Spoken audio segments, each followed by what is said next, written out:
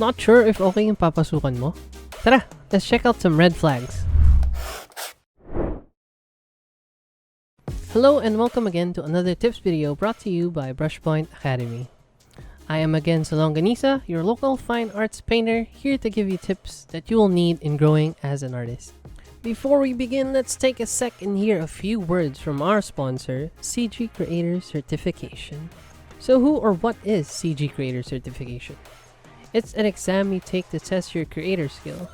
May it be 2D, 3D, movies, games, and other disciplines alike. Now, this certification is recognized by over 70 Japanese companies. While this certification alone does not assure employment in any of the studios, it is a good gauge to see a creator's current level. So if you have a dream or goal to work in Japan, go check out CG Creator Certification now. But of course, with our little help, we are giving you a deal by giving 250 pesos off just by using code BRUSHPOINT. Again, that's code BRUSHPOINT at checkout. Now back to the video. So, marami sa atin nagtatanong paano makakuha ng freelance jobs. Nagtatanong kung saan pwede makakuha, saan okay, at kung sulit nga ba mag-freelance. Maganda na gawing kaakibat ng mga tanong na ito ay kung paano tayo maging safe at hindi ma-scam as freelance artists. It is the internet after all. So in today's tips, we will enumerate some of the things that you may encounter as a freelance artist, but more specifically, red flags in freelance jobs. Starting at number 1, sketchy emails. Your first interaction with your client or potential client is crucial. Dito pwedeng maging make or break factor ang email exchange between you two, lalo na kung sketchy or kaduda-duda ang mga replies ni client. From not answering questions thoroughly to not giving enough details are already a bad sign or a higher chance na ikaw ay maloko. Pero may exceptions of course para sa mga known companies that have very discreet projects or up-and-coming projects. When looking for clients, you should also keep an eye out for email addresses that actually don't look that professional. Lagi nyo ring i-background check ang clients, look for previous works they have done, and luckily, you won't get scammed.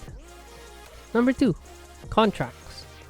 Now we have to know that not all clients provide contracts, which makes it a bit harder for us artists to feel safe when accepting work. Pero kung meron mang contract na nabigay sa atin, the first rule of course is to read very carefully and thoroughly. Ask questions to things you don't fully understand. Make sure nyo rin na hindi one-sided ang contracts na para sa kanila lang ang benefits na makukuha. Check nyo rin kung kailan nyo pwede i-post or kung pwede nyo nga ba i-post ang mga works na gagawin nyo. Dapat malinaw na nakasulat kung kailan ang deadline and ang pay. Maganda rin kung nakalagay yung span ng work nyo, whether how much revisions you can do or how long you will do the work with them. Number 3, skill test. Usually, companies hire from portfolio alone, but occasionally, they require us to do a skill test. Now, what to look out for here mainly ay ang pagbibigay ng artwork for free. Minsan, nagagamit tayong mga artists for free sa paraan ng pagbibigay nila ng skill test. So, how to avoid being used here is, of course, to not send high-res images or adding watermark. But also know that sometimes you can also get lucky with this and get paid doing tests.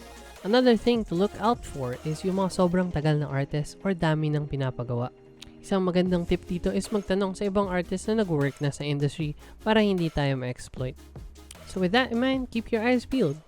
Now for number 4, unrealistic expectations. Having a demanding client is one thing, but having unrealistic expectations is another.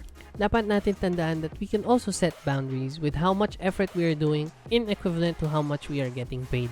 We must make it clear for our clients that the hours we render in a project is important to ensure that we deliver on time.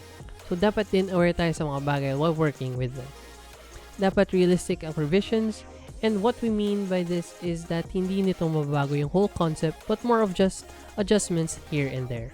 But if they do want to change the concept, then dapat malinaw sa napagkasunduan. It's also good of course to set limitations ng klase ng revisions and linawin na kapag approved na, it means if may revisions on that stage, sobrang minor na lang. And lastly of course, number 5, pay. Syempre dapat malinaw dito sa usapang pera. Dapat malinaw kung kailan kanila mababayaran, kung magkano, at kung may mga additional fees kang dapat tandaan. You have to know how much you're getting paid before accepting the project. Dito rin pasok sa tip na to, additional mong mga singil kung may mga napag-usapan kayong number of revisions at sumobra na sila doon. and the number of hours and days you've worked. Also, a good tip here to remember is that it's always good to ask for down payment as well, especially to clients you don't fully know. But also, don't worry, especially if it's a known company and they say they will pay in a certain amount of days. They usually do deliver. Now, just to recap red flags we must look out for. At number 1, sketchy emails. Number 2, contracts. Number 3, skill tests. 4, unrealistic expectations. And number 5, pay. Let's just also remember that in order to be safe, we must be alert. Matuto din tayo magtanong lalo na sa mga working na sa industry since mas may experience na din sila dito. Sometimes we must also think the balances of the offers. If it seems too good to be true, chances are it is. So ayan, dyan na nagtatapos ang ating tips video for today. Pero syempre hindi matatapos ang video na to hanggat di natin na-appreciate ang artwork ni Kabukicat dito sa background. Hope you guys enjoyed today's video and see you guys next time. Bye!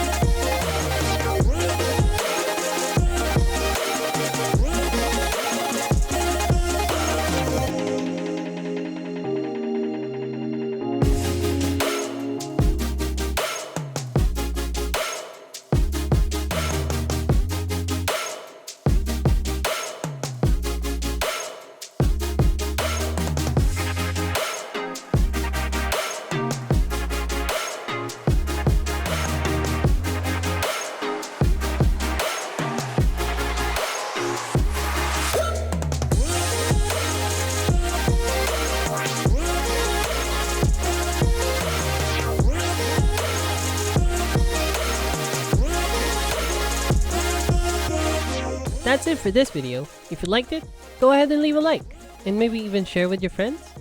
Subscribe if you haven't, and hit that bell icon so you won't miss out on new content. Till next time, bye!